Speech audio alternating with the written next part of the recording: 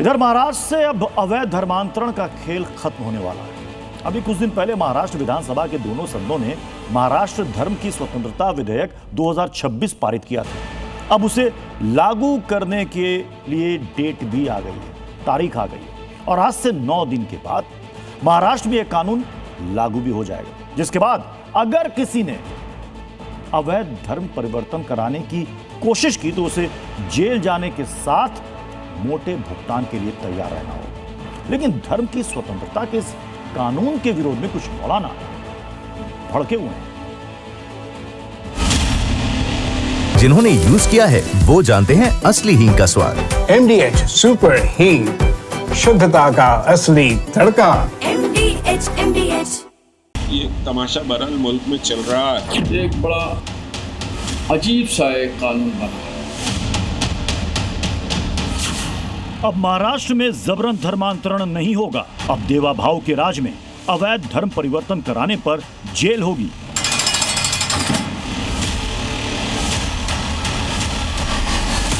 अब महाराष्ट्र में जबरदस्ती दूसरे मजहब में हुई शादी मान्य नहीं मानी जाएगी। धर्मांतरण गैंग पर अब तक की सबसे बड़ी चोट देवा भाव ने की है, जिसके बाद धर्मांतरण गैंग को राज्य से उखाड़ फेंकने का काउंटडाउन शुरू हो चुका है, क्योंकि महाराष्ट्र में धर्म स्वतंत्रता कानून लागू होने जा रहा है। महिलाओं को यह तोहफा सीएम देवेंद्र फडणवीस 28 अगस्त यानी रक्षाबंधन के मौके पर देने वाले हैं। इस कानून में जबरदस्ती, धोखाधड़ी, लालच या शादी के जरिए होने वाले धर्म परिवर्तन को रोकने के लिए कड़े प्रावधान हैं। सबसे खास बात यह है कि यह कानून सभी धर्मों पर लागू होगा। किसी को भी अपने मजहब के नाम पर मनमर्जी करने की छूट नहीं दी जाएगी। यही कारण है कि यह कानून सबसे ज्यादा इस्लाम के कुछ कथित ठेकेदारों को लागू होने से पहले ही चुभने लगा है। मौलानाओं को परेशानी हो रही है,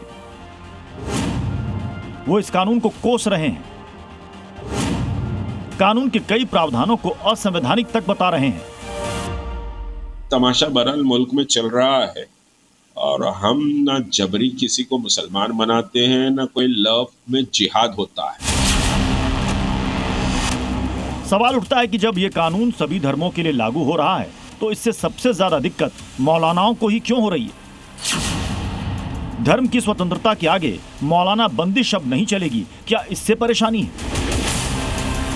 महाराष्ट्र में लागू होने जा रहे धर्म स्वतंत्रता कानून के तहत अब शादी के बहाने गैर कानूनी धर्म परिवर्तन में शामिल लोगों को 7 साल की जेल और 1 लाख रुपए का जुर्माना हो सकता है और बार बार ऐसा करने वालों के लिए यह सजा 10 साल की जेल और 5 लाख रुपए तक के जुर्माने तक बढ़ सकती है।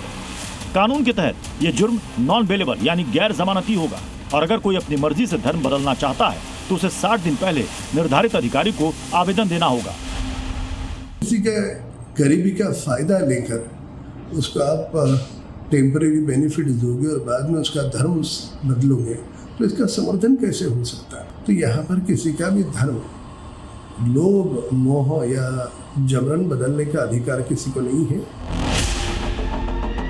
धर्म स्वतंत्रता कानून में एक ऐसा प्रावधान है जो कई राज्यों में लागू धर्म परिवर्तन विरोधी कानूनों से अलग है।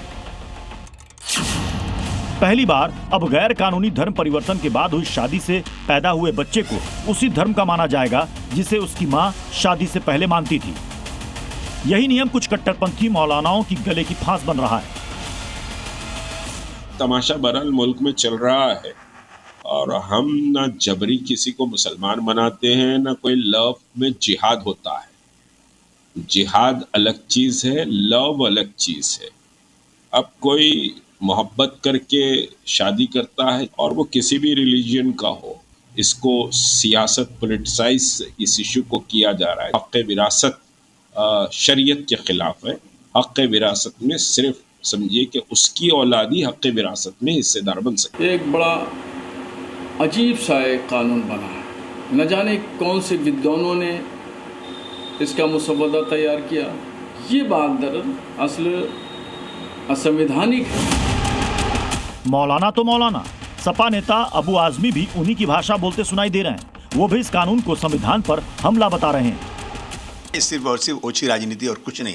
मतलब महिला का बच्चा पैदा होगा, उसका धर्म वही होगा जो पहले माँ का था और धर्म उसने बदल दिया है, तो इसका क्या मतलब होता है? ये लोग जो हैं, जो लोग इस कानून को ला रहे हैं, वो तो जबरन लोगों का धर्म परिवर्तन करना चाहते हैं। तो मैं समझता हूँ कि इस संविधान पे बड़ा हमला है और ये टिकने वाला नहीं है। इस कानून का असल मकसद जबरन और धोखाधड़ी से होने वाले धर्मांतरण पर लगाम लगाना है। यानी ये कानून अपनी मर्जी से किए जाने वाले धर्म परिवर्तन के खिलाफ नहीं है। महाराष्ट्र में अवैध धर्मांतरण को रोकने का जो प्रण देवाभाऊ ने लिया था, अब उसे अमल में लाने की उल्टी गिनती शुरू हो गई है। ब्यूरो रिपोर्ट, जी मीडिया।